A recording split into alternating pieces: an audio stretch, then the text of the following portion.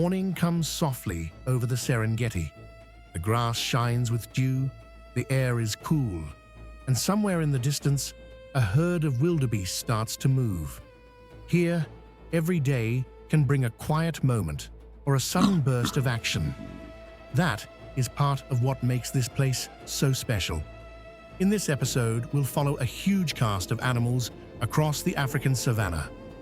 From the steady rhinoceros to gazelles, each one plays a part in the life of the plains. Some graze, some hunt, some watch and wait.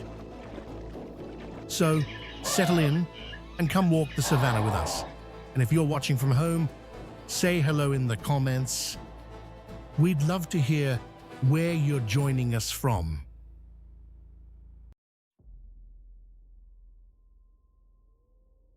The first thing you notice is the shape of the land giving way. Tall grass parts in front of a moving wall of grey. The air feels dry and hot, and then the ground seems to tremble a little under heavy steps. Nothing about this animal is rushed. It moves like it has all the time in the world, and that calm can be a little deceptive. This is the rhinoceros, one of the most powerful animals on the Serengeti Plains and in parts of the African savanna. It spends its days among open grassland, thorny scrub, and patches of shade where it can feed and rest with room to move. And even though it looks tough enough to shrug off anything, it still has to be careful around people, drought, and the pressures that come with a shrinking world. Up close, a rhino is all armor and bulk.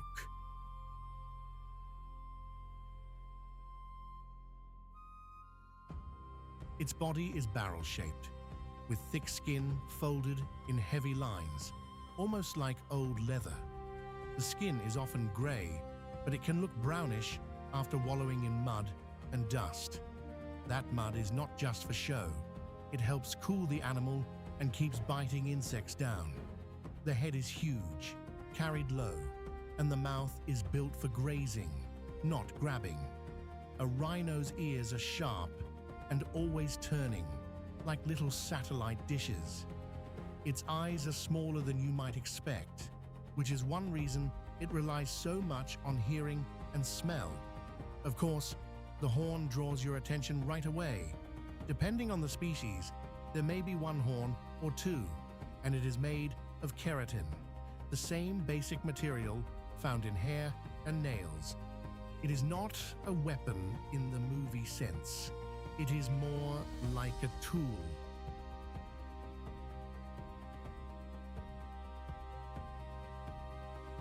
A rhino uses its horn when it feels threatened, when it clears a path, and sometimes when it tests what is in front of it. Even standing still, it has a presence that is hard to ignore. Most of the day, a rhino is doing something ordinary, eating. It grazes on grasses, pulling them close to the ground with its wide lips. That mouth is well suited to cropping short, tough grass, and the animal can work through a patch with steady patience. In the cooler hours, especially early in the morning and later in the day, it may wander farther to find fresh feeding spots. During the hotter part of the day, it often rests in shade or stands in mud to stay cool. You will sometimes see one moving with surprising speed when it needs to.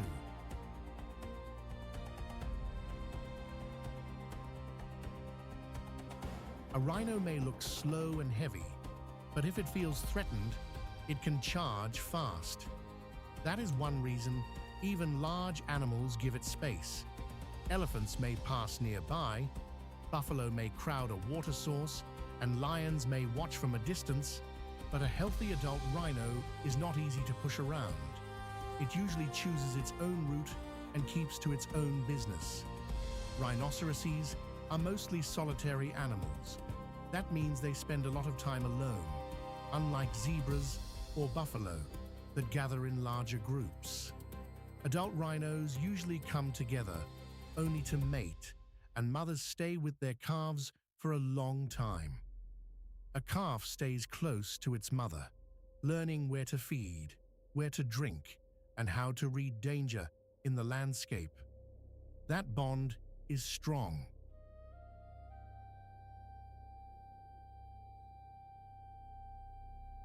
A mother rhino is careful and alert, and she will defend her young with serious force if needed. Rhinos communicate in simple but important ways. They leave scent marks, make grunts and snorts, and use body posture to signal whether they want space or are willing to tolerate another rhino nearby. Two adults may share the same general area if food and water are good, but they often keep a respectful distance. In a place like the Savannah, that solitary habit makes sense. There is room to roam, but there is also always something to avoid. A rhino does not need a crowd. It needs grass, water, and a safe place to raise its calf. Rhinos matter because they help shape the land around them. By grazing, they trim grass and open up space that can be used by other animals.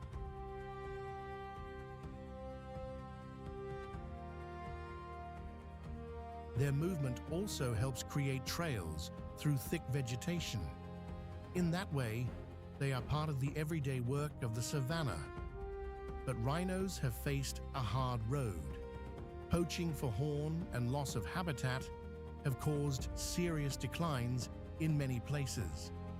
Some populations are protected and closely watched, and that protection matters. Rangers, conservation teams, and local communities all play a role in giving rhinos a better chance. When people make room for them, these animals can still do what they have always done: move quietly across the grass, shaping the plains one heavy step at a time. And there is something deeply moving about that. A rhino does not need to be flashy to hold your attention. It simply stands there, solid and alive, and reminds you how much strength there is in patience.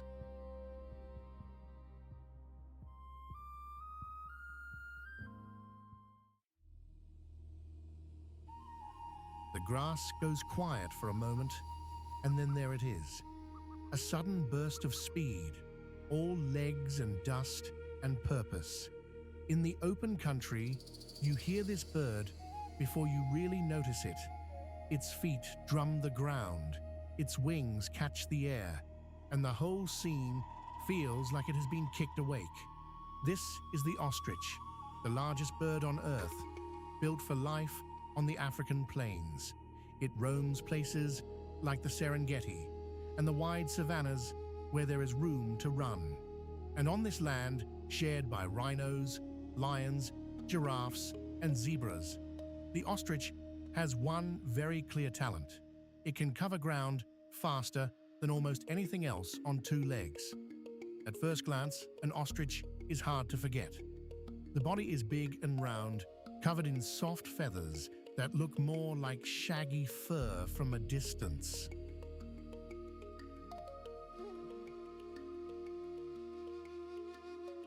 The neck is long and bare, the head small and alert, and those long legs are built like stilts made for sprinting.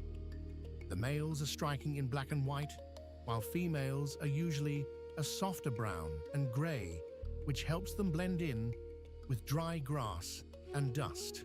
Those legs are the real story. An ostrich can stride with such long, easy steps that it seems to float over the ground. When it runs, it does not just hurry. It flies low over the earth, leaning forward, neck stretched out, feet flashing in a blur. The two-toed feet are built for speed, and they can also kick with serious force if a threat gets too close. That is no small thing when predators like lions and hyenas share the same open country. Even the feathers serve a purpose.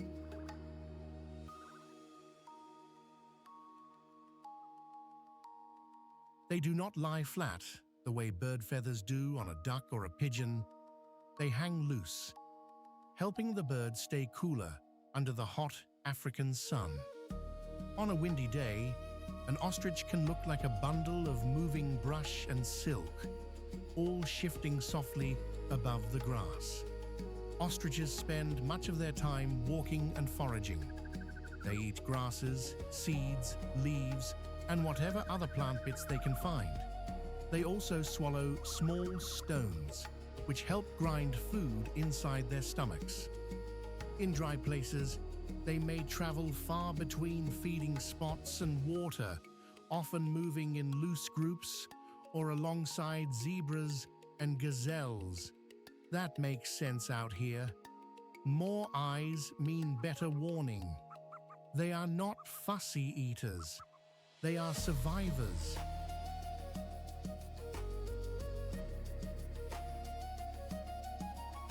In the morning, an ostrich may move slowly through the grass, picking at fresh shoots and pausing now and then to look around.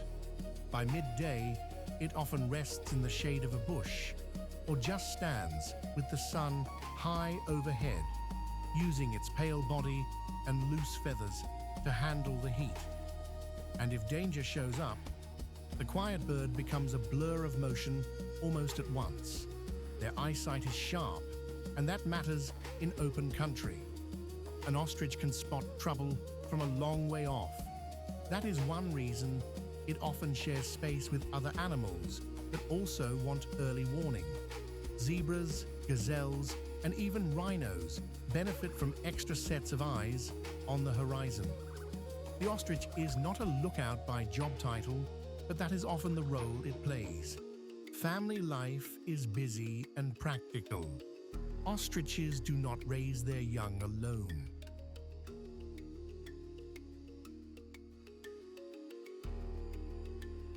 A male and a female may pair up, and in some cases, more than one female lays eggs in a shared nest. The nest is just a shallow scrape in the ground, but the eggs are large, tough, and easy to notice if you are standing nearby. The adults take turns guarding the nest and keeping watch. After the chicks hatch, the little ones can walk soon after, which is a good thing in a place with a lot of hungry mouths. Young ostriches are striped and fuzzy, and they depend on the group for protection. Adults gather the chicks under their bodies when danger passes close. If a predator comes in, the whole family can scatter fast and then gather again once the coast is clear. Out here, speed and caution go hand in hand. Ostriches matter because they are part of how the savannah stays active and alive.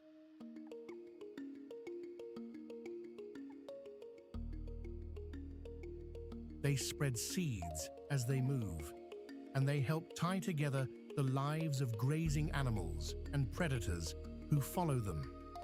When open grassland is damaged or fenced off, birds like this can lose the room they need to feed and flee.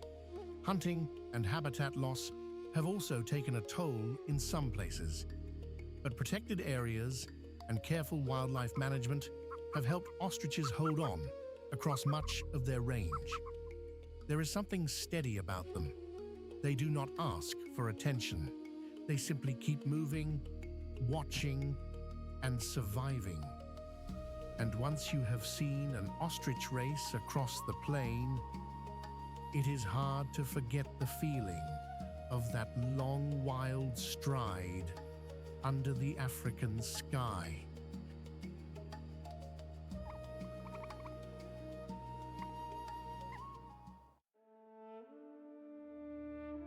A buffalo herd can change the whole mood of the savannah. One moment, the grass seems calm and open. The next, there is a wall of dark bodies, thick horns, and steady eyes moving together through dust and heat. These are the animals other wildlife watches carefully, because a buffalo never feels small and a herd never feels careless. African buffalo live in grasslands, open woodlands, and places with water close by. In this episode, they share the plains with rhinoceros, elephants, lions, cheetahs, giraffes, zebras, hyenas, and more. They are one of the great grazing animals of Africa, and they play a big part in shaping the land they feed on. At first glance, a buffalo can seem like a heavy plain animal, but spend a little time with them and the details stand out.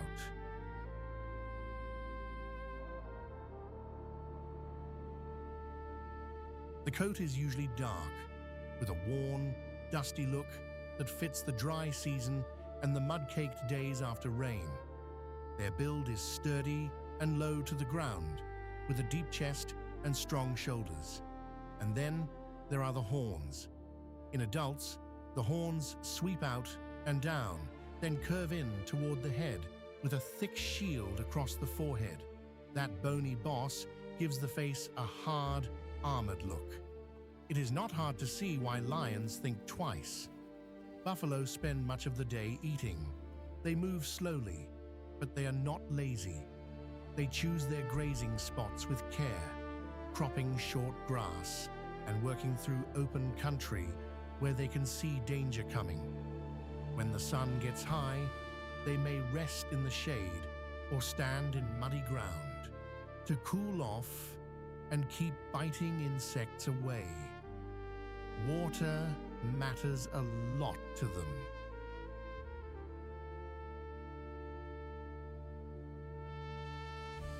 A herd usually stays close to places where they can drink regularly, and in dry times that can bring them into the same areas used by zebras and giraffes.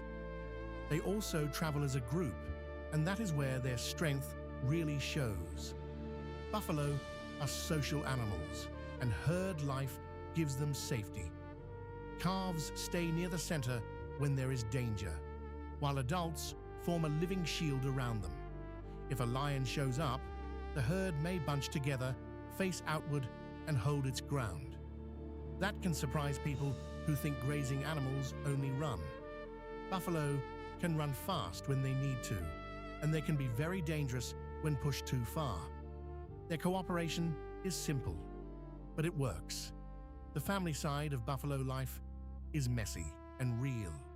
Herds can be large, and they are not always calm and peaceful.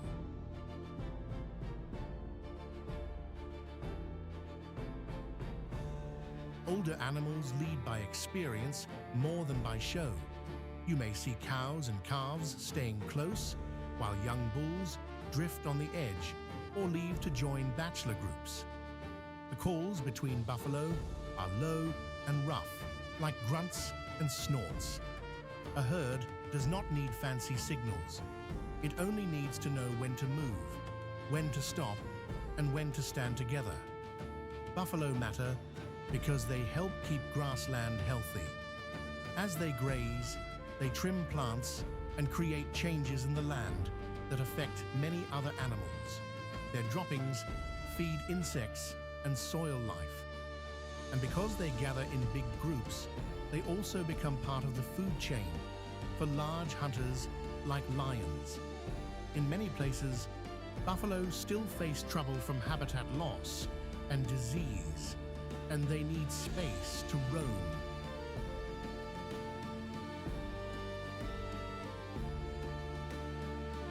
Protected parks and careful management have helped many herds hold on, and that gives the savannah a better chance too. There is something steady about them, not graceful in the way a giraffe is graceful, and not quick in the way a cheetah is quick, but strong in a way the whole plains can feel. When a buffalo herd passes, the grass knows it, and so does everything else around it.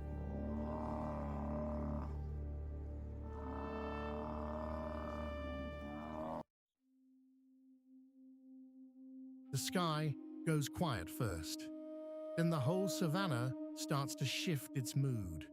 A dark shape circles overhead, riding the warm air with hardly a wing beat. And that can mean only one thing down below. Something has changed on the ground. This is the vulture's world too, and the Great Plains around the Serengeti give it plenty of room to watch. Vultures live across open grasslands and dry country in Africa, where they can spot food from far above. They may not get the glory, but they are one of the cleanup crews that keep the plains healthier. Up close, a vulture can look a little rough around the edges. The head is often bare or thinly feathered, which helps it stay cleaner when it feeds. The body is built for soaring, not speed on the ground.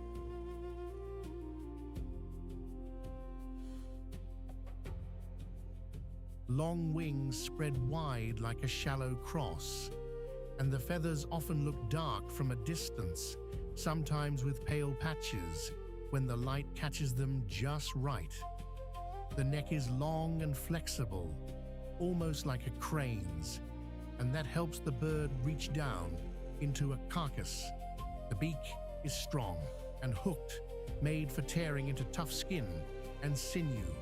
There is nothing soft or fluffy about the job this bird does, and yet, for all that hard-edged look, a vulture is really a sky watcher. It spends much of the day riding hot air currents, drifting in wide circles over the grasslands. From up there, it can notice the smallest clue on the ground, another vulture landing, a jackal trotting with purpose, even the behavior of lions after a kill. That sharp eye is a huge part of how it finds food.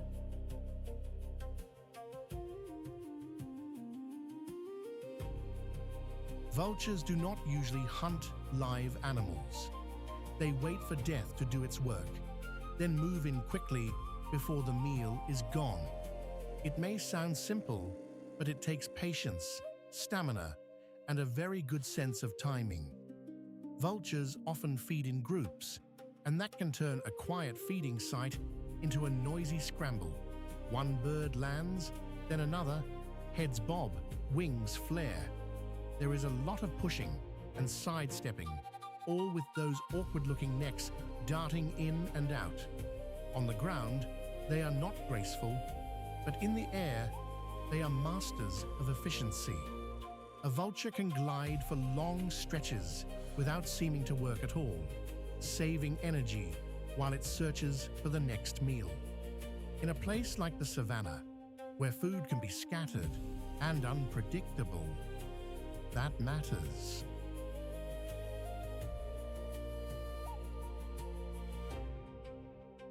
They also have a family life that is more private than people expect.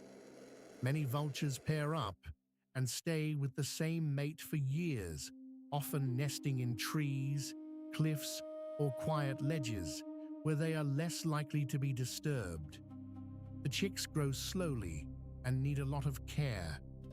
One of the reasons vultures are vulnerable is that they do not bounce back quickly when numbers fall. If a breeding adult is lost, it can take a long time for the population to recover. And that is why vultures matter so much.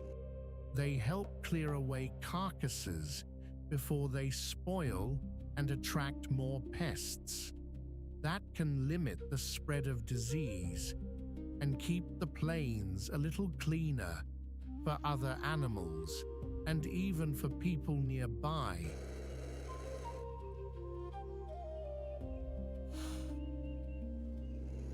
Across parts of Africa, some vultures have faced serious pressure from poisoned carcasses, habitat loss, and accidental harm. The good news is that protected areas, better ranger work, and conservation efforts are helping in some places. It is not an easy road, but it is a real one. So when that dark circle appears over the grass, it is not just a bird passing by. It is the Savannah telling its own story, one of watching, waiting, and making use of what the land provides.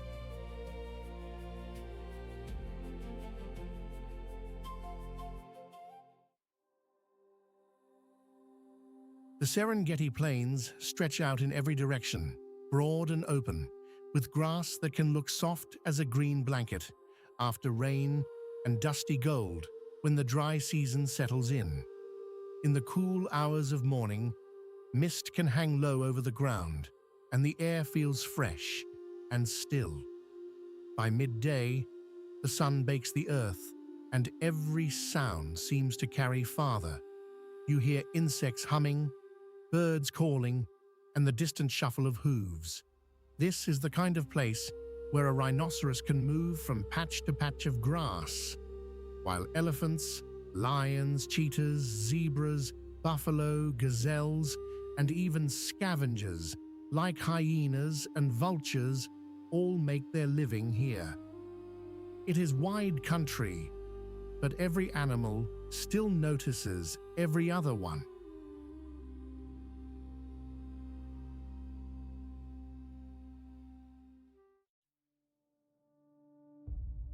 The smell changes near the riverbank. Damp mud, wet reeds, and the sour edge of old water hang in the air. Then you hear it, a low rumble from the shallows, a splash, and the soft slide of a heavy body moving just under the surface. This is where the Nile crocodile lives. In the rivers, pools, and marshy edges that cut through the Savannah, it waits with the patience of a stone. It may look still, but it is always alert. And when a rhinoceros comes down to drink, that quiet patience suddenly matters. A crocodile is built for this kind of life. The body is long and armored, covered in thick scales that look almost like a suit of rough, dark armor. The back rises in ridges, and the tail is broad and powerful, made for a fast burst in the water.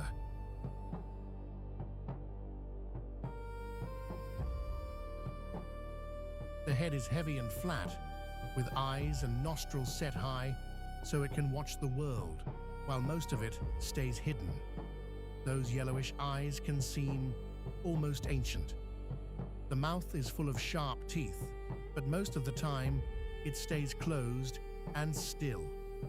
On land, a crocodile can look awkward for a moment, with its belly low and legs pushed out to the sides. But in the water, it becomes something else entirely. It glides with hardly a ripple. A small movement of the tail is enough to send it forward. That is why river crossings and watering holes matter so much here. They are places where animals meet and where every animal has to pay attention. Crocodiles spend much of their time waiting. They bask in the sun to warm up, then slip back into the water when the heat rises.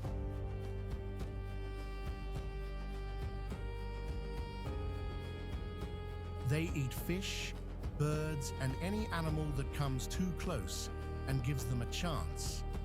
They are strongest in the water, but they also make use of muddy banks, hidden channels, and shaded pools. In the dry season, when water gets scarce, they and many other animals crowd into the same few places. That is when the tension grows. A rhinoceros may come for a drink, with the confidence of size and power, but even a giant must stay careful around deep water. What makes the crocodile so effective is its stillness. It does not waste energy. It does not chase often. It watches. It waits. Then, in a flash, it can strike with speed that seems to come out of nowhere. That burst is brief, but it is enough for an animal that has spent most of the day doing nothing at all.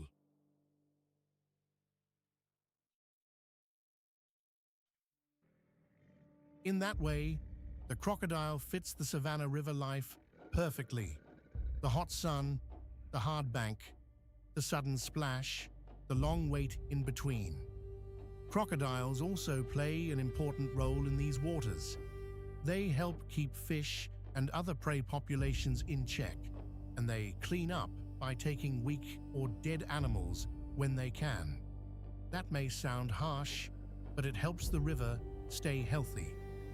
They are also part of the food web that supports birds like vultures and scavengers on the bank.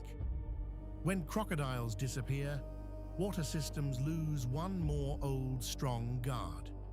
In many places, they are still threatened by habitat loss and by people who fear them. But in protected areas, they continue to hold their place, reminding us that rivers in Africa have their own rulers.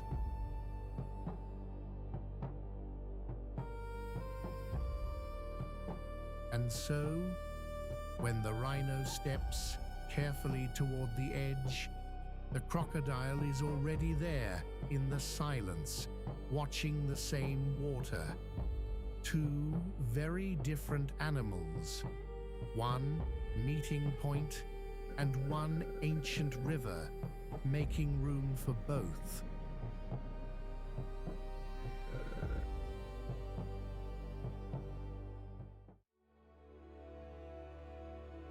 There's a certain kind of silence that settles over the savannah just before something moves. The grass sways, a bird calls from far off, and then you notice a low shape near the shrubs, all stillness and caution. That is often where the jackal makes its living. Small enough to slip through the day unnoticed, smart enough to stay one step ahead of danger, it watches the big animals and waits for a chance. Jackals live across much of Africa, including the grasslands and open woodlands where rhinos, lions, zebras, and gazelles all cross paths. In places like the Serengeti, they are never far from action. They are quick, alert, and very good at making the most of whatever the land offers. At first glance, a jackal can seem like a small, lean dog with a sharper edge.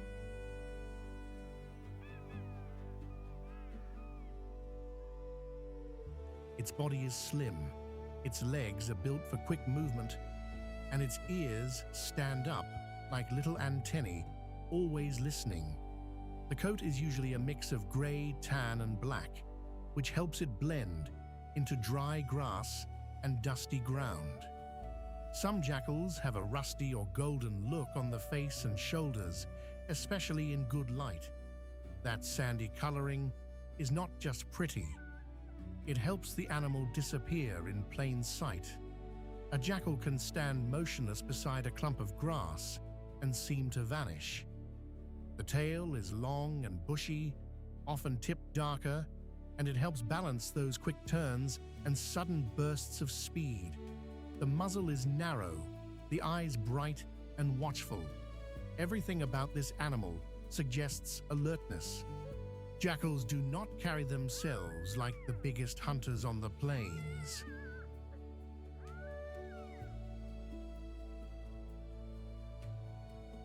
They move with a light, easy trot, head low, nose working constantly. They are always reading the ground, a scent trail, a rustle in the grass, the sound of vultures overhead. The jackal pays attention to all of it. That sharp nose is one of its best tools, helping it find insects, eggs, small mammals, birds, and scraps left behind by larger predators. And that is one reason jackals do so well around other animals. They are opportunists. They hunt small prey when they can, but they also feed on carrion, fallen fruit, and whatever else turns up. They may follow larger hunters at a cautious distance, looking for leftovers without getting too close. It is a risky habit because lions and hyenas do not like competitors. So a jackal learns fast. Hurry when you can. Freeze when you must.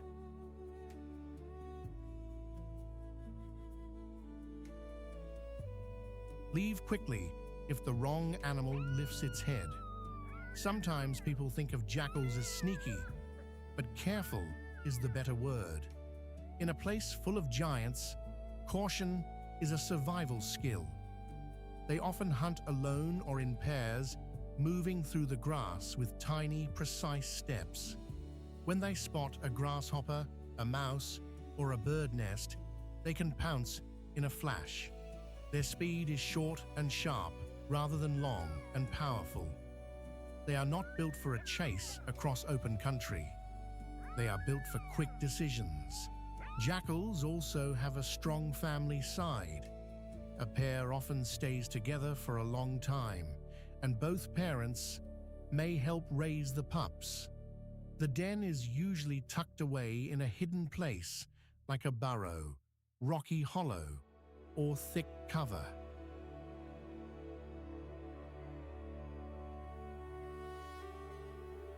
The pups stay close at first, learning the smell of the land and the voices of their parents. You may hear jackals calling at night with high, yipping sounds that travel far across the plains. It can sound lonely, but it is really a way of keeping in touch. Those calls matter. Jackals use their voices to stay connected, warn each other, and defend a territory. They are territorial animals, and a pair will often keep other jackals at a distance. In the open savanna, space matters, food matters. A safe den matters even more. And because they are so alert, jackals often notice trouble before many other small animals do. They become part of the early warning system of the grasslands. They also matter to the whole ecosystem in quiet ways.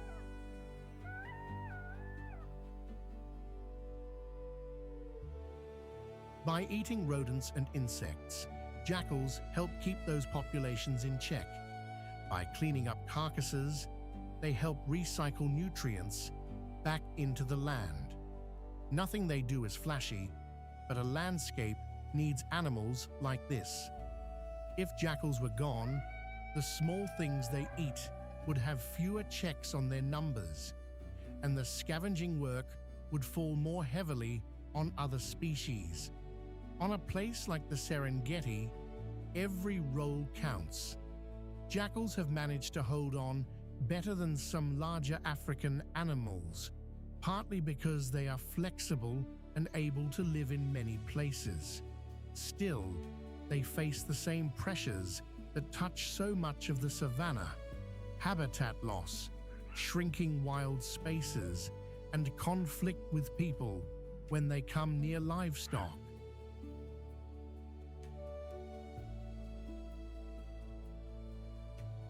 Protected lands and wildlife corridors help give them room to keep doing what they do best: slipping through the edges, surviving on wit and timing.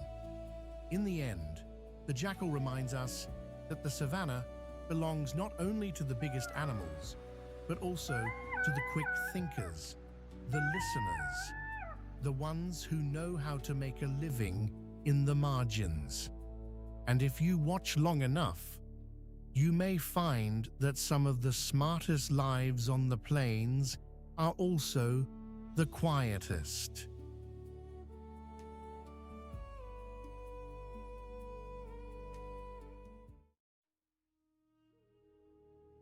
There's a sound that can roll across the grass before you ever see the animal making it. A rough, rising whoop. Then another one answers from farther off. In the cool light near a watering hole, that noise can make even the whole landscape seem on edge.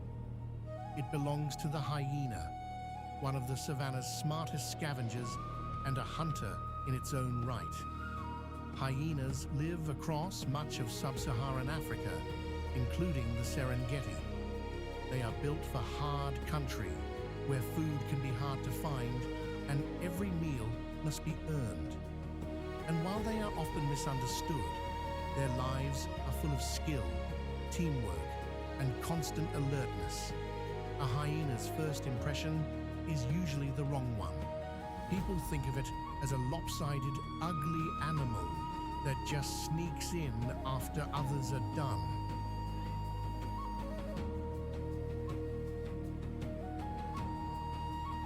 But look closer, and you see a powerful body shaped for endurance, not speed alone.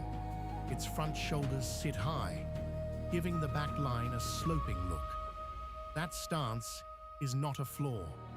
It helps the hyena move powerfully through rough ground and stay steady while wrestling food away from larger rivals.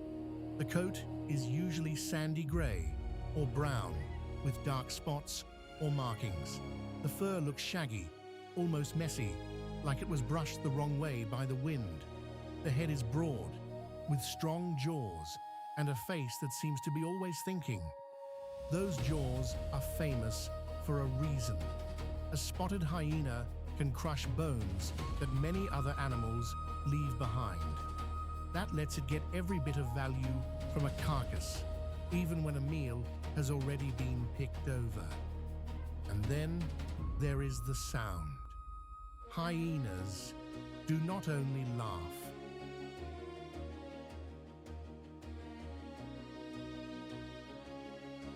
They grunt, growl, whine, and whoop. Their calls carry far over open land. In the dark, those sounds help clan members stay in touch. In the day, they can warn rivals to keep their distance. Hyenas spend a lot of time on the move. They travel alone or with others, depending on the situation, and they cover long distances to find food. They may follow vultures, watch for lions, or simply trot through the grass with noses low, reading the land for fresh clues. They are excellent opportunists. A hyena will eat carrion, but it will also hunt. In some places, especially in open country, spotted hyenas work together to bring down animals such as wildebeest, zebra, or antelope. That teamwork matters. One hyena is determined. A group of them can be very effective.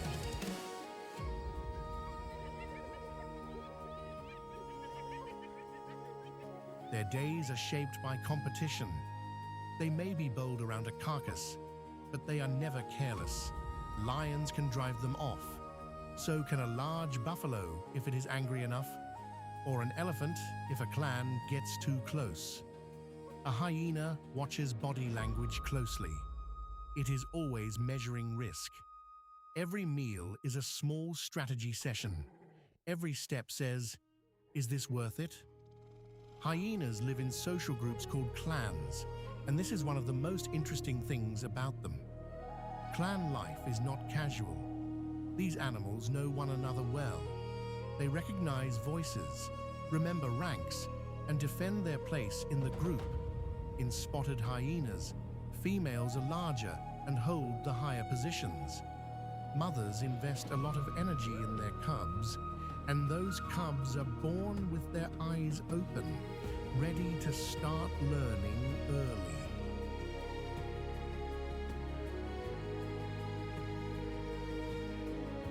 They stay close to the den at first, where the young can be safe while adults range out across the plains.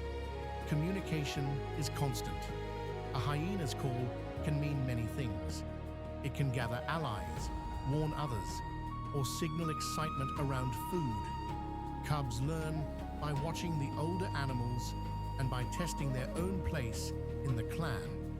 There is a strong social order, but there is also plenty of messy, noisy interaction.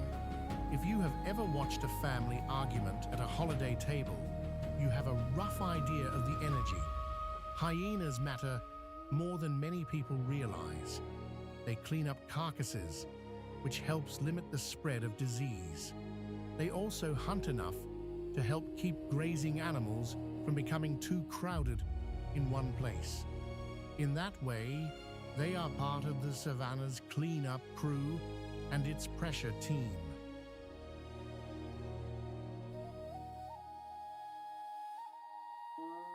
If hyenas disappeared, the whole system would feel it. More carcasses would linger, and other animals would lose one of their toughest competitors. They are not under the same pressure everywhere, but like so many animals in Africa, they still need room to roam. Fencing, habitat loss, and conflict with livestock owners can all cause trouble.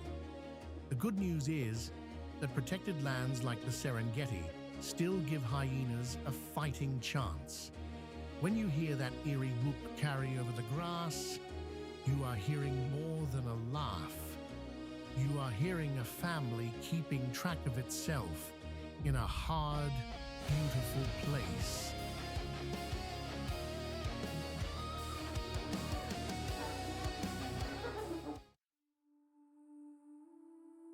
The ground here tells you a lot before you ever see the animal. You notice fresh rooting in the dirt, little torn patches in the grass, and a snort from somewhere low and close to the earth. Then a bristly shape hurries out from the shade, tail held straight like a little flag. This is the warthog, one of the most familiar oddballs of the African savanna. Warthogs live across grasslands and open woodlands, including places like the Serengeti and other parts of East Africa. They are tough little survivors, and they can move from calm grazing to a dead sprint in a heartbeat. Those face tusks and those bony bumps on the cheeks are not just for show. At first glance, the warthog seems built a little backward. The head is large and long, with a blunt snout that points down toward the ground.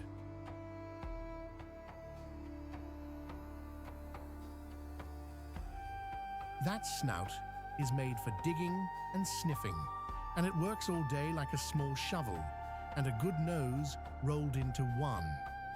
The body is lean, with thin legs that look almost too delicate for such a sturdy little animal, but they do the job. And then there is that rough, scruffy coat. It is not sleek or polished. It looks like a brush left out in the sun. The tusks are what people remember. They curve upward from the mouth, and they can look a bit like old ivory hooks. Warthogs use them for defense and for fighting, especially when two males square off. They also have those warts on the face, which are really thick pads of skin. They help protect the face when the animal lunges or tussles. The tail is another clue.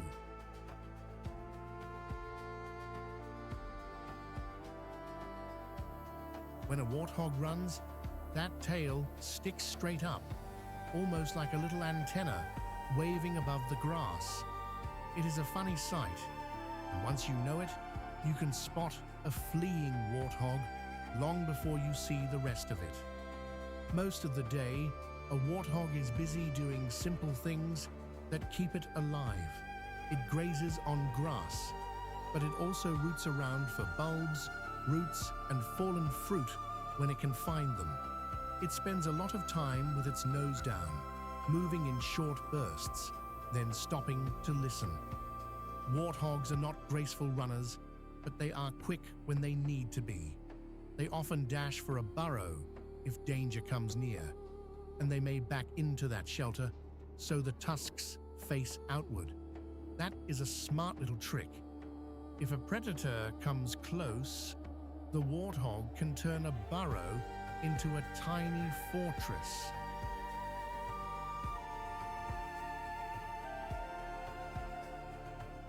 They also use mud and dust like tools. A mud wallow helps cool the body and keeps biting insects away. A dust bath does something similar. It is simple, but it works. On hot days, you may see them feeding in the open for a while, and then slipping off into shade or a burrow to rest through the worst heat. Warthogs usually live in family groups, especially females with young. These groups are often relaxed and predictable, which is nice for a savanna animal that has to stay alert. Mothers can be very protective of their piglets, and the youngsters stay close while they learn where to feed and how to keep out of trouble. Males are more likely to spend time on their own or in looser company, and when warthogs meet each other, there is a lot going on in a few quick sounds and body movements.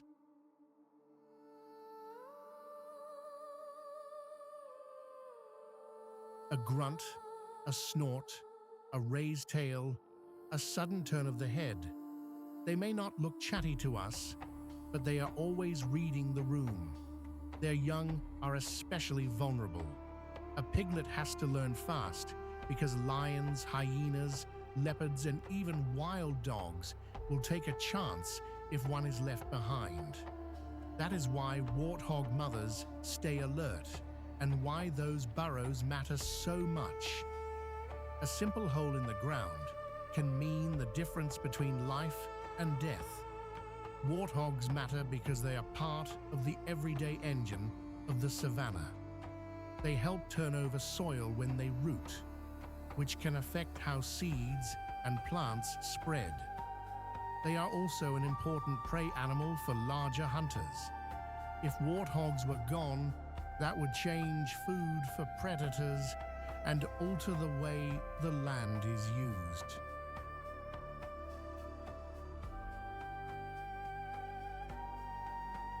They are not usually the species people first think about when they talk conservation, but they still depend on healthy grasslands and safe shelter.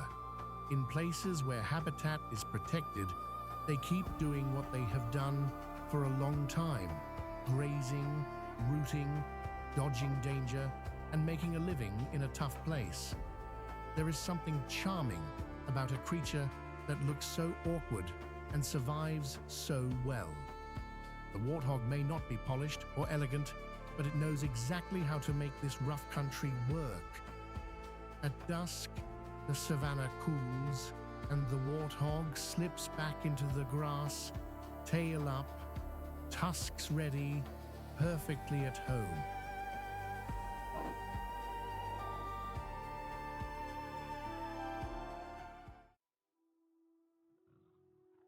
The grass changes first.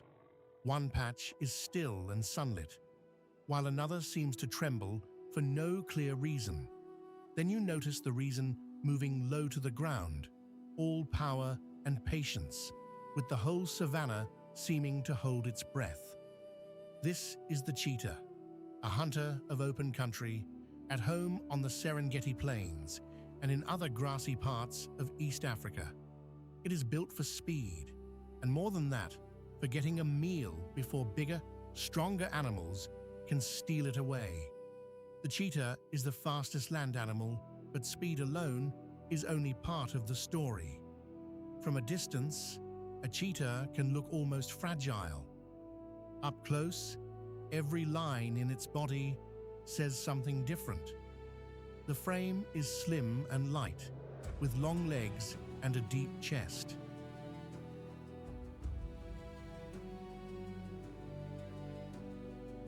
The head is small, rounded and neat, and the eyes look framed by dark marks that run like tear tracks from the inner corners down the face. Those marks help cut the glare of bright sunlight, which matters when you spend your life staring across open ground. The coat is covered in black spots on a warm gold background. It is a simple pattern, but it works well in grass and shadow. The tail is long and steady, like a balancing pole. When a cheetah runs, that tail swings like a rudder, helping it turn fast without sliding out of control. Even standing still, the animal looks ready to move in an instant. Cheetahs hunt by sight, not smell. They use the open land as their advantage.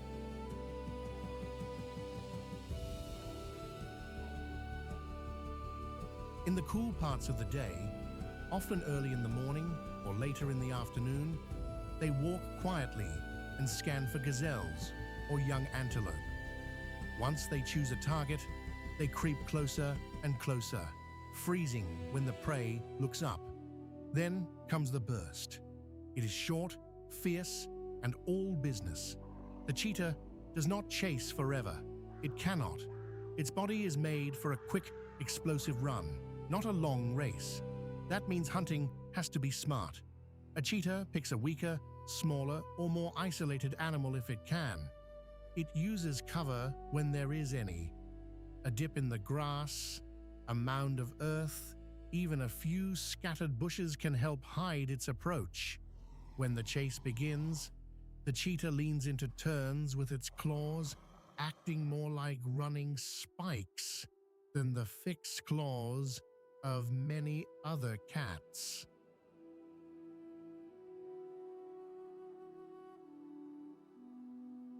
After the run, it needs to stop, breathe hard, and recover before doing anything else. And that is where life gets hard for a cheetah. It may make a kill, only to lose it to lions, hyenas, or even jackals. On the savannah, speed gets the meal on the ground, but it does not always keep that meal safe. So cheetahs often hunt in quieter places and try to eat quickly. Mothers also teach their cubs by leading them through these same lessons, one careful step at a time. Family life is usually built around the mother. Female cheetahs raise their cubs alone. She hides them in thick grass or under low cover and moves them often because danger comes from many directions. Tiny cubs are vulnerable to lions, hyenas, and other threats.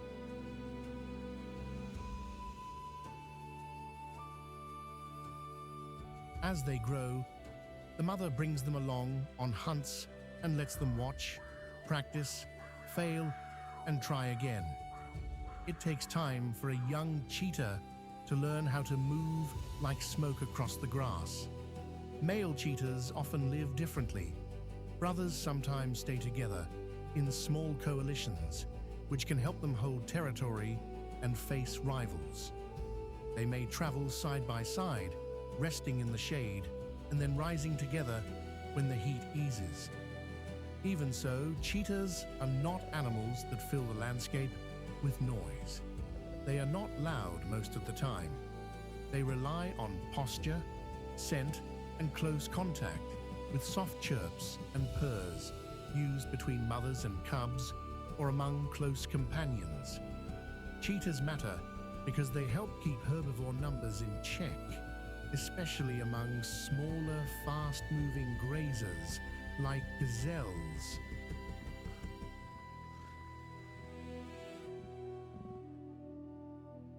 They also remind us how much the open plains depend on room to run.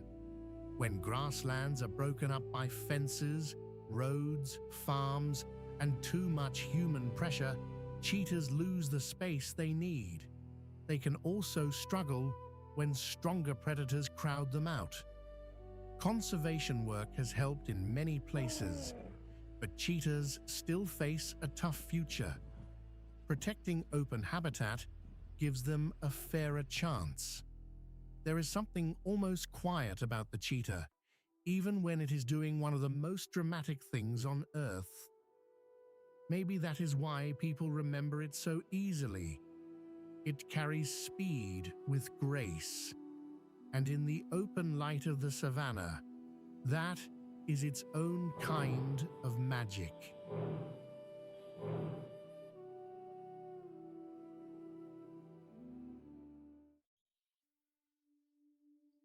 Under the hot African sun, the grass can look calm from a distance, but get closer and you start to notice how much is happening all at once. Heads come up, ears flick, a few steps here, a pause there. And in that sea of moving grass, one slim shape stands out by grace alone. The gazelle lives across the savannas of East Africa, including places like the Serengeti. It is one of the animals that keeps the whole grassland moving. Fast legs, sharp senses, and quick turns help it survive where danger can appear in an instant. At first glance, A gazelle seems almost too light for this rugged country, but that light build is the whole idea. Long legs carry it over open ground with ease. A narrow face, large eyes, and alert ears give it a look of constant attention.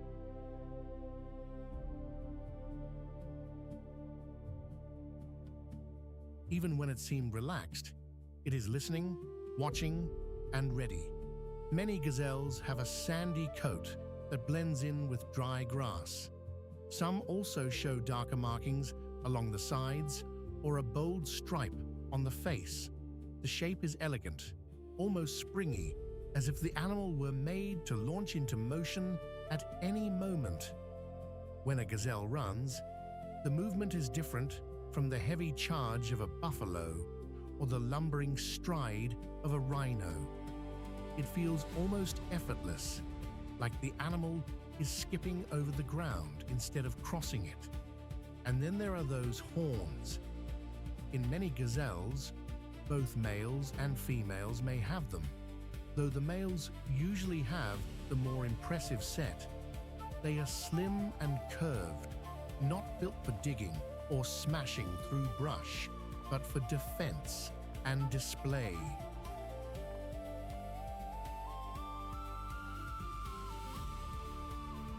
A male will often stand tall with his head raised, showing off those horns as much as using them.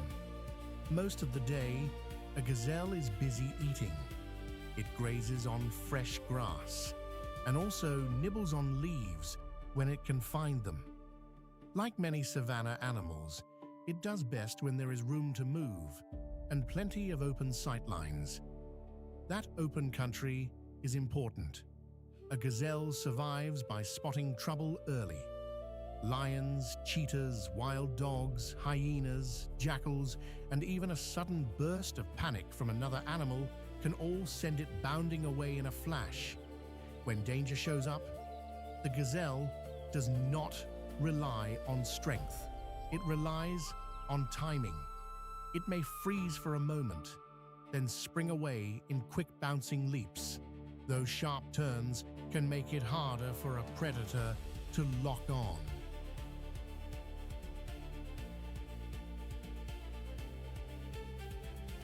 A cheetah can outrun it in a straight line, but the gazelle knows the grassland well enough to twist and dodge.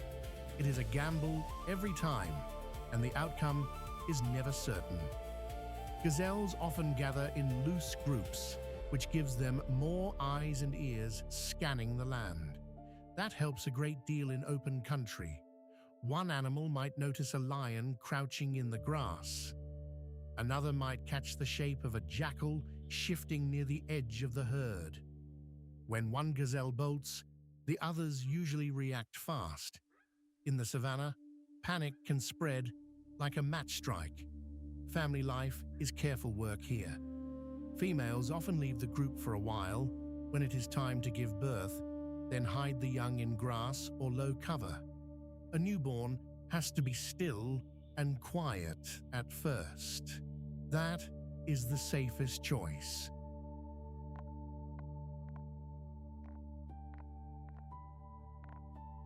After that, the little one must grow fast, because the grassland gives mercy to no one. Soon enough, the calf is up and moving, learning the pattern of its mother's steps and the rhythm of the herd. You can almost think of the gazelle as one of the savanna's early warning systems. It helps keep predators busy, and in doing so, it supports the larger food web. Lions, cheetahs, wild dogs, and others depend on animals like this for survival. If gazelles were to vanish from these plains, the whole hunting scene would shift, and the balance of life out here would change with it. That is why healthy grasslands matter so much. Gazelles need space, clean water, and safe places to raise young.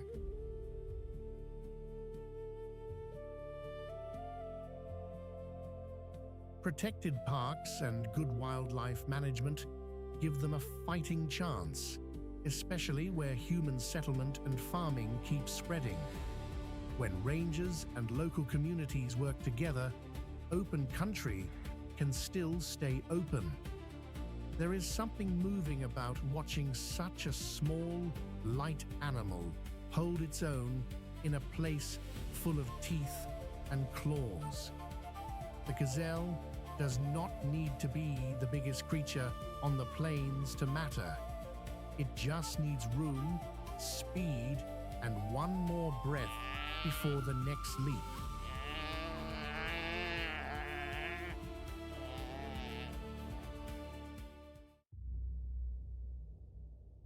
The first thing you notice is the smell. Warm water, wet mud, and the green bite of crushed reeds drift across the bank. Then there's the sound, a low snort, a splash, and the heavy silence that follows. Out in the shallows, something huge is half hidden by the river haze, calm on the surface and stubborn as a stone. This is the hippo, one of the great animals of the African savanna. It lives in rivers, pools, and lake edges, where the water stays deep enough to keep its thick skin cool. A hippo spends much of the day in the water, but at night it comes ashore to feed, often far from the river. A hippo looks built like a tank, but there's more going on here than brute size.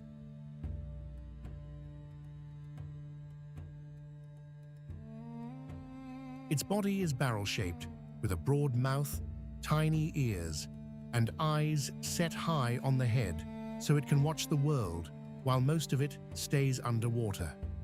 That head is enormous, and when it opens its mouth, it can look almost comical, until you notice the long teeth and the power behind the jaw. The skin is thick and gray-brown, with folds around the neck and shoulders, and it often looks shiny when wet. Up close, the face is surprisingly expressive. A twitch of the ears, a blink, a yawn. It can all say a lot. Hippos spend the hottest hours resting in water, and they are built for that life. The sun can be brutal out here, and the water acts like a shield. It keeps them cool and protects their skin. When evening comes, they leave the river and head into the grass to graze.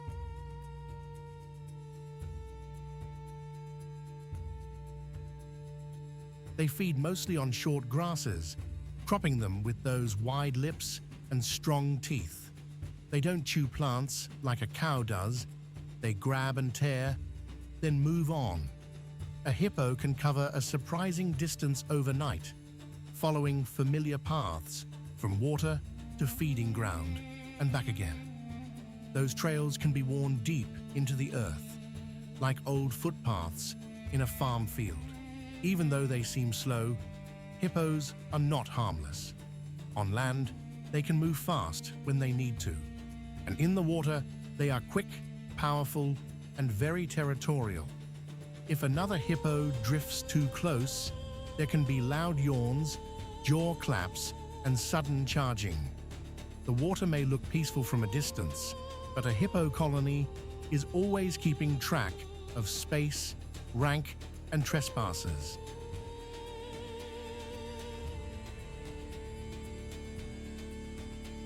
Mothers stay close to their calves, and the young ride low in the water beside them, sometimes resting on a mother's back for a moment before slipping down again.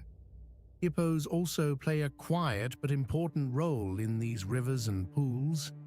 As they feed on land and rest in water, they move nutrients between both places. Their grazing keeps some grasslands trimmed, and their waste helps feed fish and other water life downstream. But they need healthy rivers to survive. When water holes dry up, or when land is crowded and rivers are damaged, hippos suffer. In some places, they face pressure from habitat loss and conflict with people.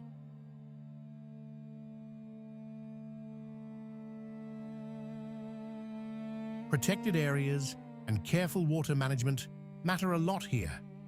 And where those protections hold, hippos can still do what they have always done: drift by day, graze by night, and keep these river edges alive with movement. There's something unforgettable about a hippo just before sunset, when the last light catches its wet skin and the whole river seems to hold its breath.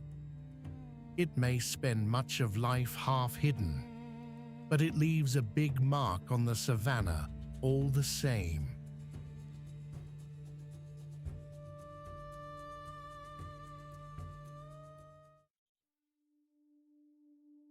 A long neck rises above the grass, and suddenly the whole horizon seems to stand a little taller. The air is dry and warm here, and every movement feels slow and careful under the bright African sun. Then that easy grace turns into something more serious, because even in a quiet moment, the savannah is always watching. This is where the giraffe lives, out on open plains and scattered acacia country across parts of East Africa.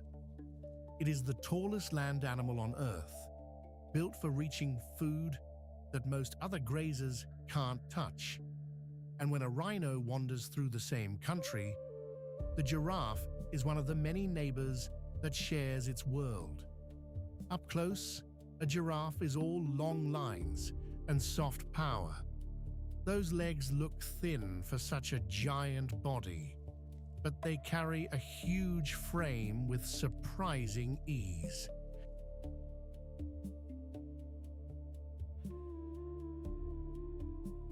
The coat pattern is different on every animal, like a print made by hand with brown patches edged in pale cream. That pattern helps break up the outline of the body in dappled shade, especially under acacia trees. The head sits high on a narrow neck, and on top are those little horn-like knobs called ossicones. They are covered in skin and hair, not bare bone.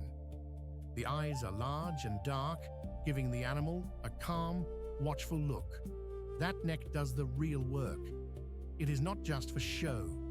It lets the giraffe reach tender leaves high in the trees, especially acacias with their thorny branches. A giraffe can stand still for a long time, then stretch and pluck leaves with a dark, flexible tongue that can move around sharp thorns. It eats mostly leaves, buds, and young shoots.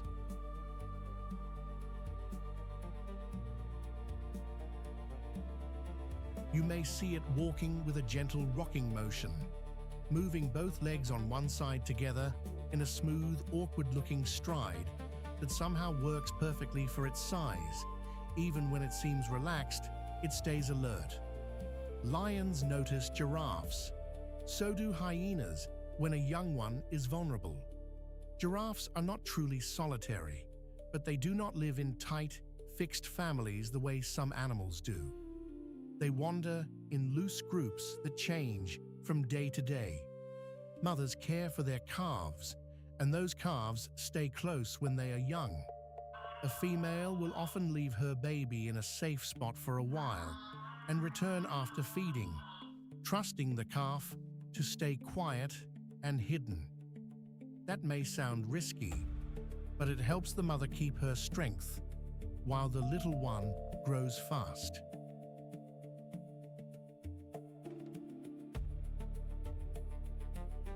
Males can be seen sparring by swinging their necks and heads against one another.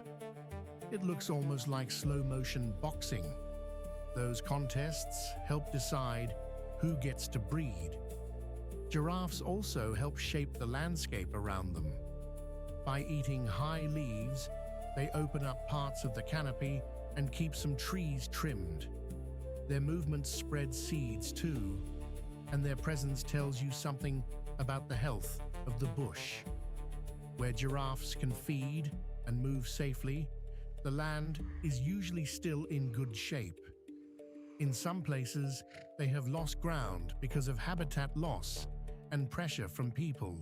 But protected parks and careful conservation work are helping many populations hold on.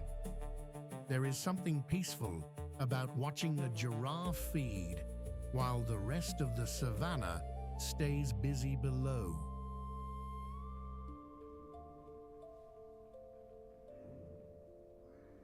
It feels like one quiet sentence written above a page full of motion.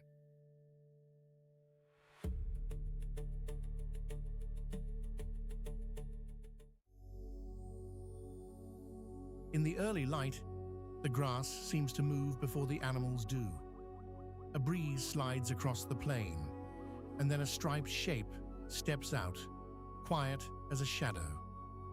There is something almost playful about those bold black and white lines, as if the savannah itself decided to paint a living path. This is the zebra, one of the most familiar sights on the Serengeti and across the grasslands of eastern and southern Africa. Zebras are famous for living in groups and for always seeming alert, even while they graze. They depend on open country where they can spot danger quickly and run when they must.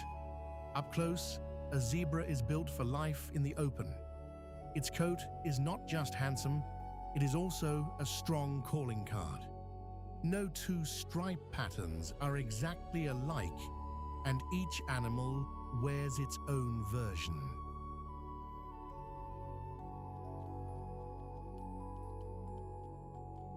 The stripes run down the neck, body, and legs like narrow bars on a fence.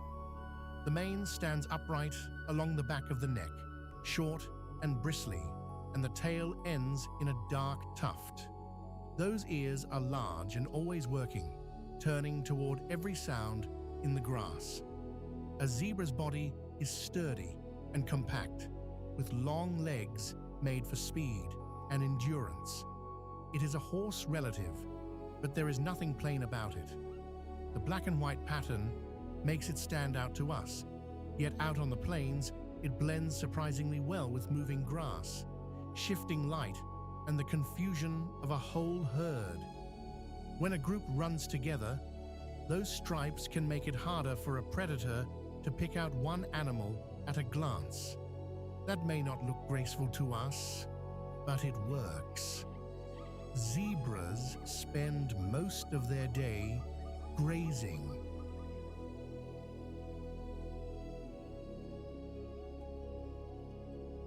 They clip short grasses with strong teeth, moving slowly while they feed, and then lifting their heads again and again to check the horizon. They need a lot of water, so they often stay near places where they can drink regularly. In dry times, they will travel farther to find fresh grass and water, and that movement matters because it helps keep the plains connected from one area to another.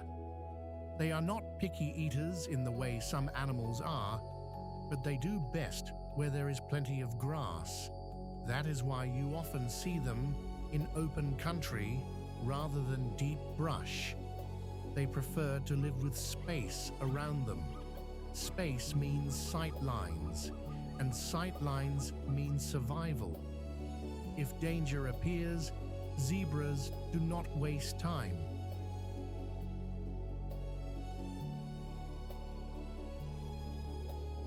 They bunch up, turn as one, and sprint with a sudden burst that can surprise even a determined hunter. Their bodies are made for that kind of escape. Fast feet, strong lungs, and a sharp sense of when to move. On the Serengeti, that quickness is one reason they can share the plains with lions, hyenas, and wild dogs and still make it through many days. Zebras are highly social animals, and that is one of their biggest strengths. They live in groups, often with a lead stallion, several mares, and young foals. These family groups can join with other zebra groups to make larger herds, especially when grazing areas are rich. There is safety in numbers, but there is also a kind of order to it. Adults stay close to the young, and mothers are very protective of their foals.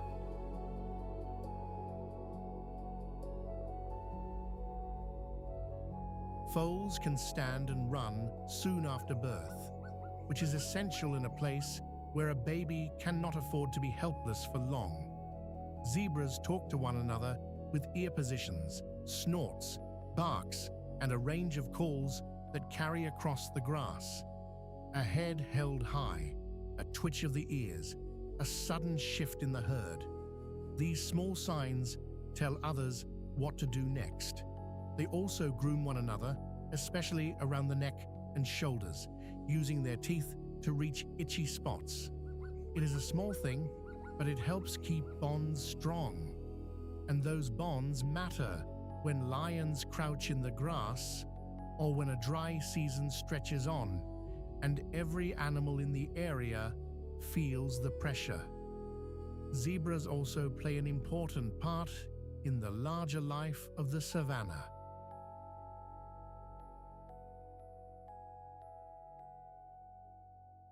As grazers, they help shape the grasslands by feeding on certain plants and keeping the grasses cropped. That affects what grows back and where other animals can feed. Their movements can also open the way for other grazers that prefer shorter grass. In that sense, zebras are not just passing through the landscape, they help maintain it. People have protected many zebra habitats through national parks and reserves, which has given these herds a better chance in places where open land is still left alone.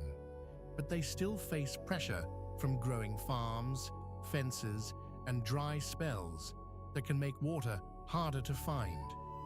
The good news is that where the plains are protected, zebras can still move, feed, and raise their young the way they always have.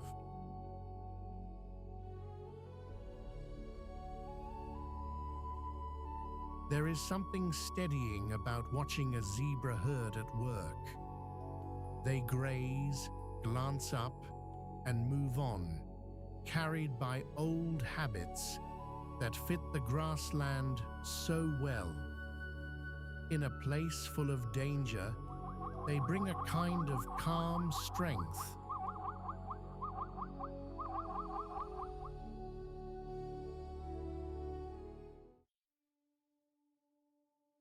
The ground feels different when a giant has passed through. Grass bent low, a line of fresh tracks pressed deep into the dusty earth. Even the air seems to carry a heavier kind of stillness. Then, from behind a screen of scrub, a broad grey shape comes into view, moving slowly but with real purpose. This is the elephant, one of the most familiar giants of the African savannah.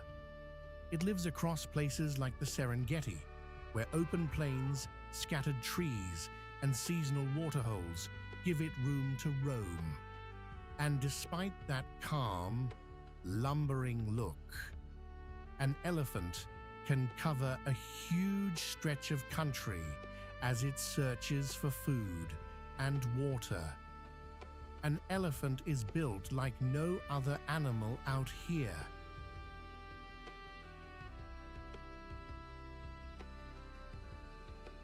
Its skin is thick and wrinkled, like old weathered bark, and often coated in a layer of dust that helps protect it from the sun and biting insects.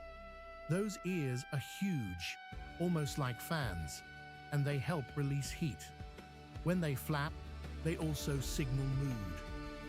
A relaxed elephant may let them hang loose, while an irritated one spreads them wide and seems to take up the whole skyline. The trunk is the real wonder. It is part nose, part hand, part all-purpose tool. An elephant uses it to drink, to smell, to pick up a single blade of grass, or to tug down leafy branches. It can be gentle enough to lift a newborn, yet strong enough to push over a small tree. That mix of strength and care is what makes elephants so easy to recognize.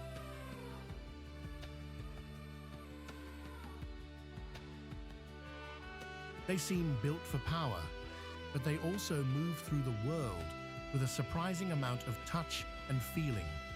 Most of the day, an elephant is eating. A lot.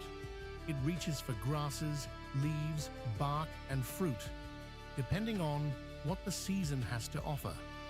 In the dry months, it may strip bark from trees or use its tusks and trunk to dig for roots and hidden water. Those tusks can help open up tough branches or clear a path, but they are also the reason elephants have been so heavily hunted by people in the past. You can often tell how an elephant is spending its day by watching where it goes. It may stop often, lower its head, and use the trunk like a careful searchlight. Then it takes a few slow steps and does it again. That steady feeding matters.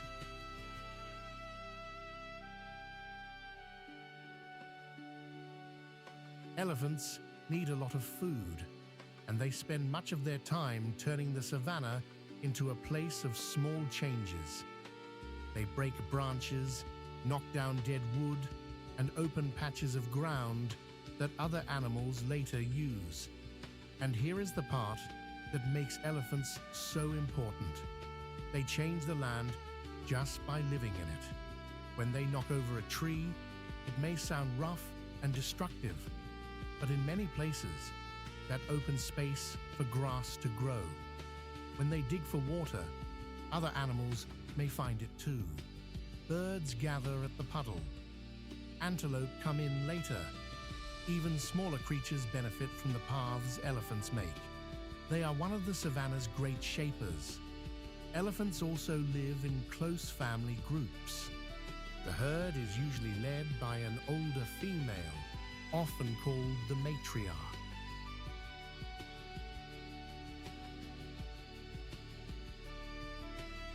She remembers where water can be found, where food grows in dry times, and which paths are safest. That memory can mean everything when the land turns harsh. The younger elephants stay close to mothers, sisters, aunts, and cousins. Calves are protected, guided, and nudged back into line when they wander too far. The sounds they make are just as important as the movements. Elephants rumble to one another, often so low that people barely hear it. They also use touch a great deal. A trunk laid across a back, a gentle nudge, a quick reassurance for a calf that has lost its footing. There is a warmth to the way they live together. It is not rushed, it is patient. And in a place where danger can appear in a flash, that family bond matters. Of course, elephants do not live in peace all the time.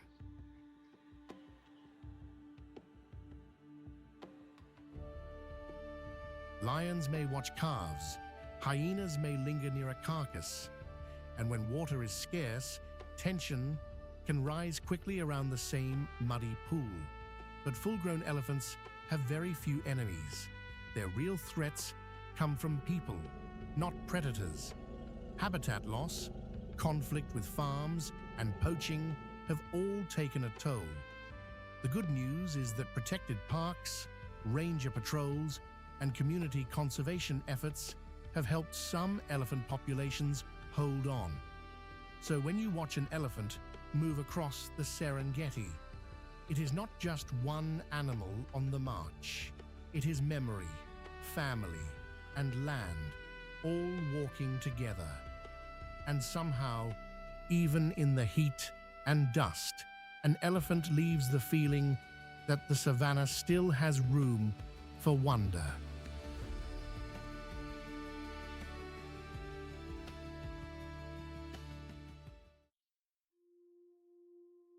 Acacia country has a look of its own. The trees are scattered wide apart, each one throwing a lacy patch of shade over the grass. In the morning, The air can feel cool and still. By afternoon, the sun presses down hard, and even the birds seem to save their energy. This is where many of the animals in this episode come and go: rhinoceros, elephant, lion, cheetah, giraffe, zebra, buffalo, hyena, warthog, wild dog, ostrich, gazelle, hippo, crocodile, jackal, and vulture. It is a place of open sight lines and quick decisions. One wrong step, and everyone knows it.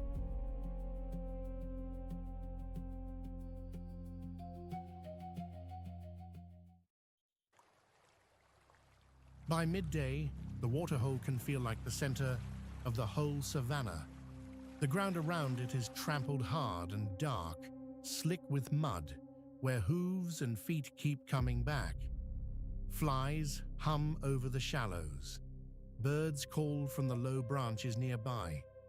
Even when the sun is hot, every animal knows this is the place to check, drink, and be careful. Here, many of the animals in this episode cross paths. Giraffes come to drink with their legs spread wide. Zebras and buffalo crowd the edges. Gazelles slip in fast and nervous. Hippos rest in the deeper water, while crocodiles lie so still they almost vanish. Lions, hyenas, and wild dogs often watch from a distance. It is one of the busiest places in the whole Serengeti, and one of the most dangerous too.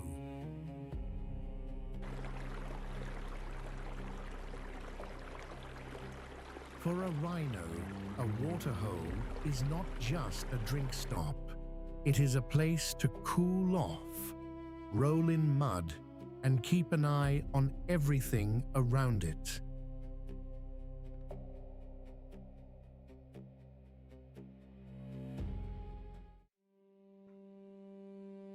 The heat hangs over the grass like a blanket, and even the insects seem to hush for a moment. Then a low, rough sound rolls out of the scrub, followed by the soft hiss of dry stalks brushing against big paws. Somewhere nearby, the whole savannah seems to straighten up and pay attention. This is the lion, one of the most familiar hunters in Serengeti country and across much of eastern and southern Africa. Lions live where there is open ground, enough prey, and enough cover to lie low when they need to. And while they are famous for their power, what stands out most is how much of their day is spent waiting, watching, and choosing the right moment. A lion's first impression is all strength. The head is broad, the shoulders are heavy.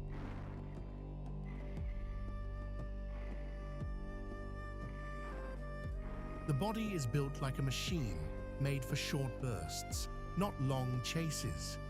A male's mane can make him look even bigger, like a dark frame around the face, while females are usually sleeker and less showy, but every bit as capable.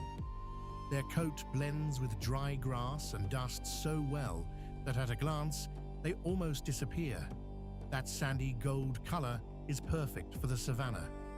Up close, the face is full of fine detail, pale whiskers, amber eyes, and ears that swivel at the smallest sound. Their paws are huge and soft-looking, but those feet can move with surprising quiet. A lion often seems to appear out of nowhere, as if the grass has simply decided to become a cat. Even when it is resting, there is a kind of power in the way it lies there, head up, taking in everything around it.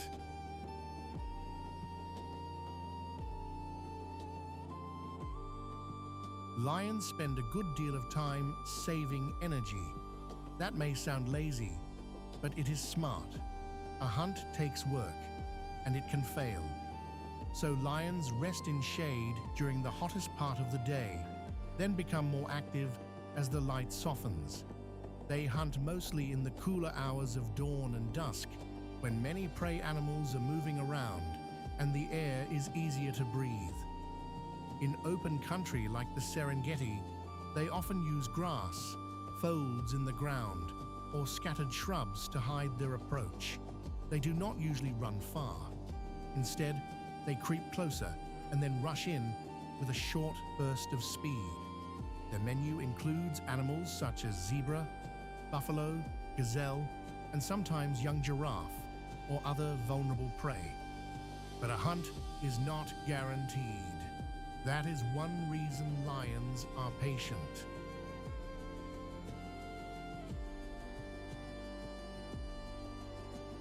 They may spend a long time lying in the grass, ears twitching, eyes fixed on a herd in the distance.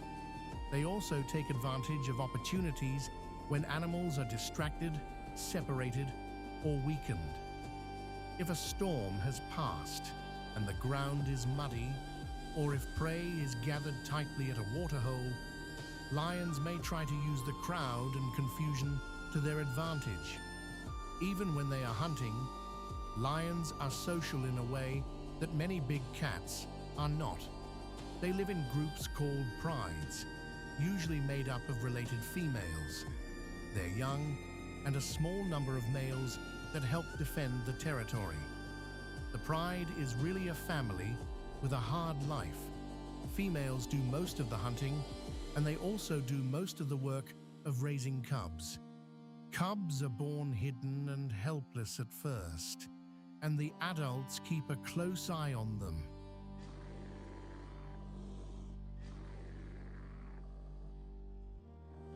You can see a tender side here that people do not always expect. Lions rub heads, nuzzle, and greet each other with soft contact. They also communicate with rumbles, grunts, growls, and those deep roars that can carry for a long distance across the night. A lion's roar does more than sound dramatic. It helps keep the pride together and warns other lions to stay away. In a landscape as wide as this one, sound matters. So does cooperation. A pride can hold territory, protect young, and bring down larger prey more successfully than a lone cat could manage. Still, there is no guarantee of safety. Hyenas may try to steal a meal. Buffalo can fight back hard, and a powerful male lion may be challenged by another. Life here is full of pressure, even for the ruler of the grassland.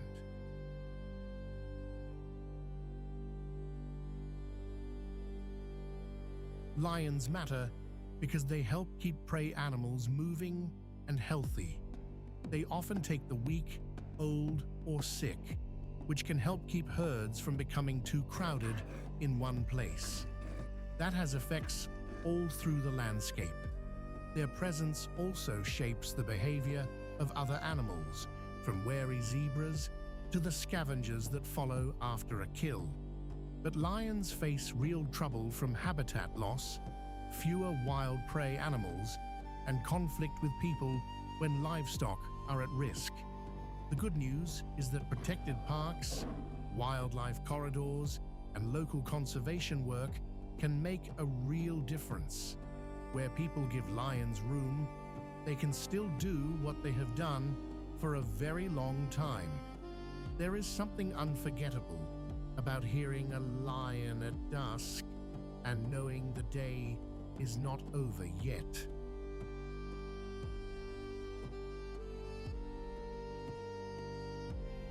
In that sound, the savannah feels ancient, alert, and alive.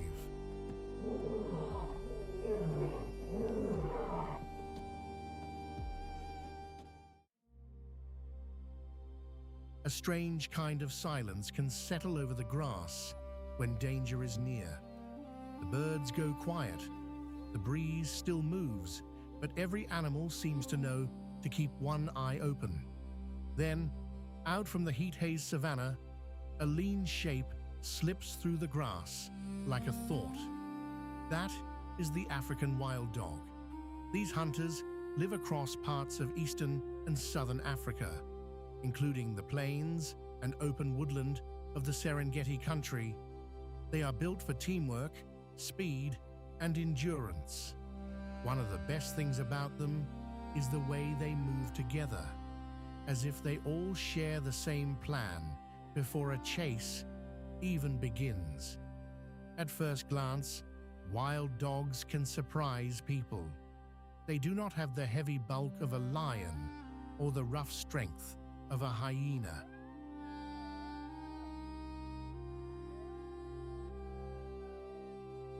They look lighter, almost painted by hand, with patches of black, brown, gold, and white on each coat. No two are exactly alike.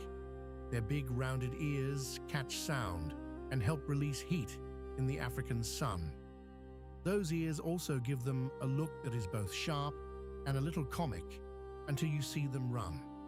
A wild dog is built for the hunt from nose to tail. The body is slim, the legs long, and the chest narrow. That shape lets them cover ground fast without burning out too quickly.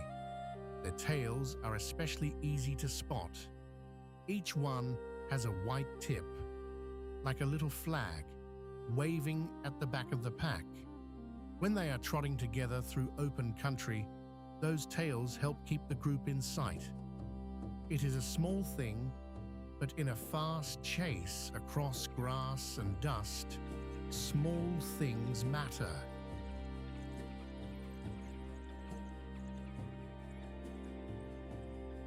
Their faces are just as striking. The muzzle is long and dark. The eyes can seem very alert, almost intense. When they pause and look around, there is a sense that they are always listening, always reading the land. In the early light, with dust hanging low over the plains, they can look almost elegant. But there is nothing fragile about them. They are tough, clever, and made for hard miles. Wild dogs spend much of their day on the move. They travel in packs, and the pack is the heart of their life. These are social animals, and they rely on one another in a way that feels very close-knit. They hunt together, rest together, and care for one another's young. If one dog spots trouble, the others seem to understand at once. If one is tired, another takes over the lead.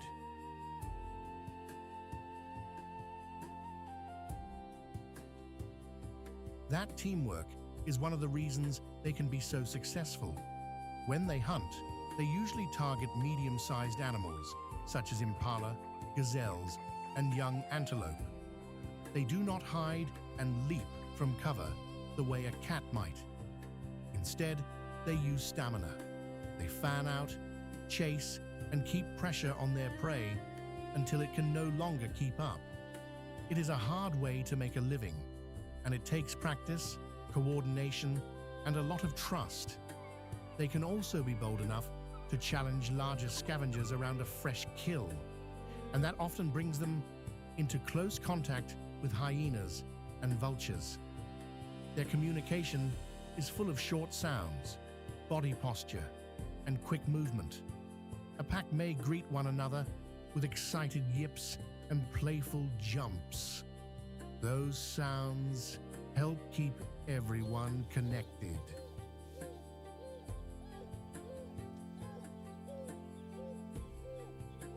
It is a little like watching a family that has learned how to speak without wasting words. When they are ready to travel or hunt, the whole group can seem to shift in the same direction almost at once. Family life is a big part of what makes wild dogs so interesting. Only the dominant pair usually raises pups, but the whole pack helps. Adults regurgitate food for the young.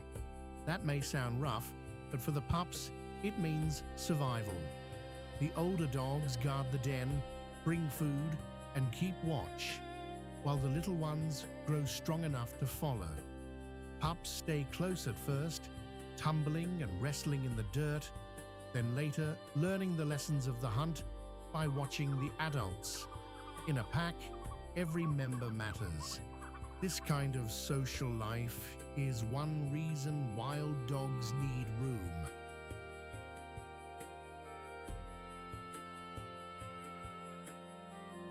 They roam over large areas, and they need healthy land with enough prey to keep going.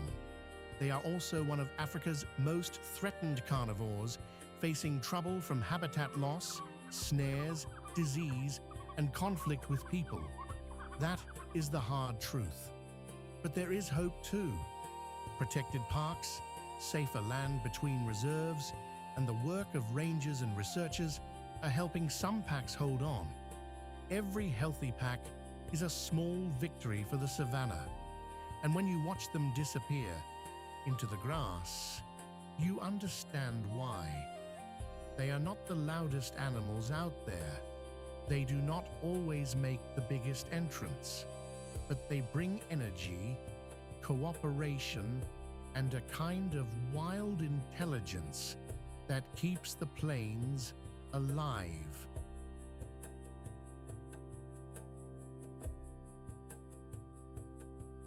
If you stand still long enough, you may just catch the white-tailed tips moving away through the grass like tiny signals from the wild itself.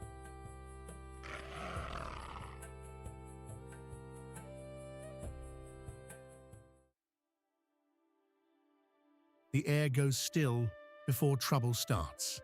Out on the open plain, a big body lowers its head, and the grass seems to part around it. Then comes the warning from far off. Hooves, calls, and the sharp, restless feeling that every animal in the savannah knows well. When a rhinoceros is nearby, everyone pays attention. This is the African savannah's quiet giant, built like a moving boulder and armed with a horn that can make even bold animals think twice. The rhinoceros lives across parts of the Serengeti and other open grasslands and woodlands where there is enough food, shade, and space to roam.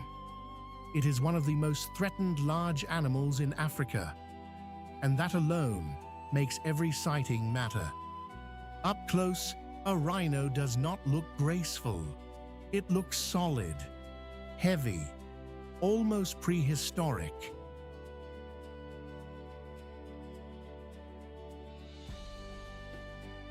The skin is thick and gray, folded in loose plates that catch the light like old armor. But that skin is not hard, like stone. It can still be scratched and bothered by insects, which is why rhinos often visit mud wallows. The mud works like sunscreen, bug repellent, and a cooling coat all at once. Those ears are worth watching. They swivel like small radar dishes, always listening. The eyes are tiny for such a huge animal, but the nose does a lot of the work. A rhino can smell danger, food, and another rhino from a surprising distance. And then there is the horn. It grows from the nose, made of keratin, the same basic material as your fingernails, but shaped into a weapon and a tool. Rhinos use it to push aside branches, test the ground, and defend themselves when they have to.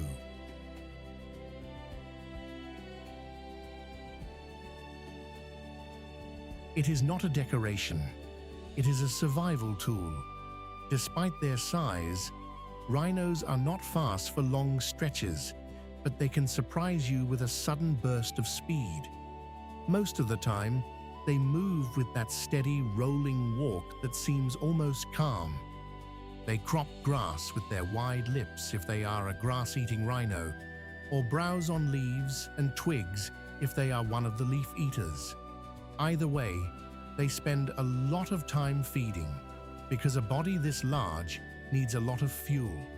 And yet, even with all that power, a rhino does not live in peace. It must watch for lions when it is young or weak. It must give way to elephants at crowded waterholes. It may be shadowed by hyenas, jackals, or vultures, hoping to find trouble after the fact.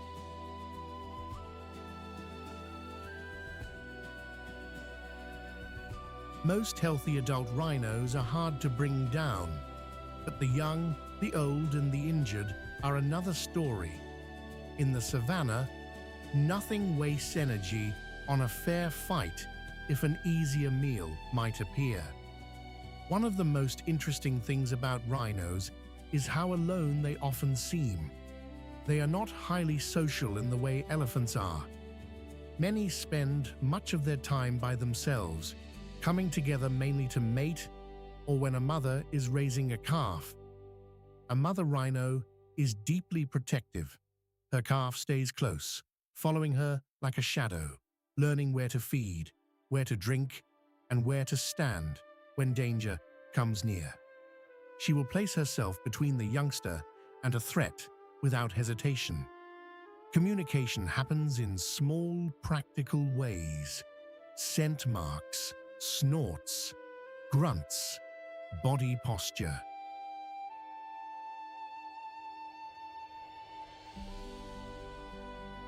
A lowered head can mean move, while a relaxed stance says the opposite. Rhinos also use dung piles, called middens, almost like signposts. These spots tell other rhinos who pass through, who is ready to breed, and who owns the area. It sounds plain, but in the savannah, information can mean everything. Rhinos matter because they shape the land around them. As they feed and move, they open paths through grass and brush.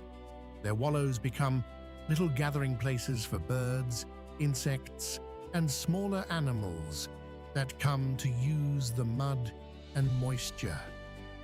When a large grazer or browser like this disappears, the whole rhythm of the place can shift.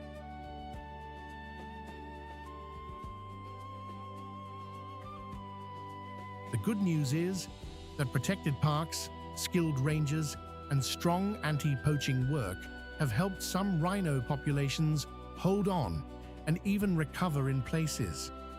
Still, the pressure remains high, and their future depends on steady protection.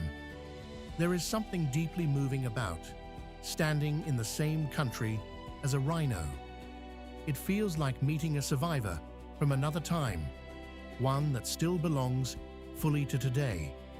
Now the evening light slips lower, and the savannah begins to breathe again. The rhino lifts its head. The danger has not vanished, but for this moment, the old giant is still here, still standing its ground under the African sky. As the light softens over the Serengeti and the acacia country grows quiet again, the day feels like it is holding its breath. Dust settles on the grass.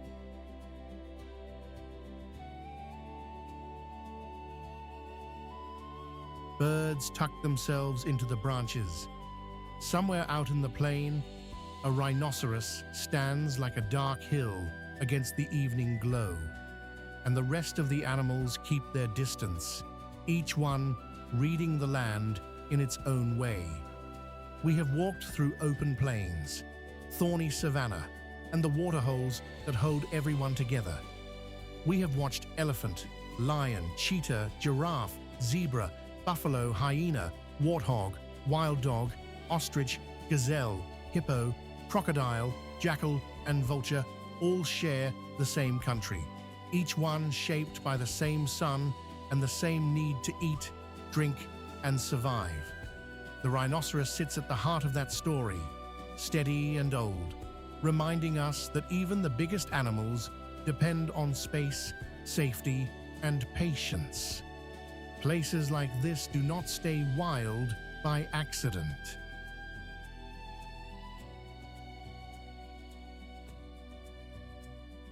They survive because parks are protected, rangers do hard work, and people care enough to keep asking questions and paying attention. And yes, there is still danger here for rhinos, especially from poaching and shrinking habitat. But there is also hope, and that matters. If you enjoyed this journey across the savannah, please like, subscribe, and leave a comment telling us which animal stayed with you the most. Share the episode with a friend who loves the outdoors too. And as the stars come out over Africa, remember this: the wild goes on, quietly and bravely, long after we stop watching.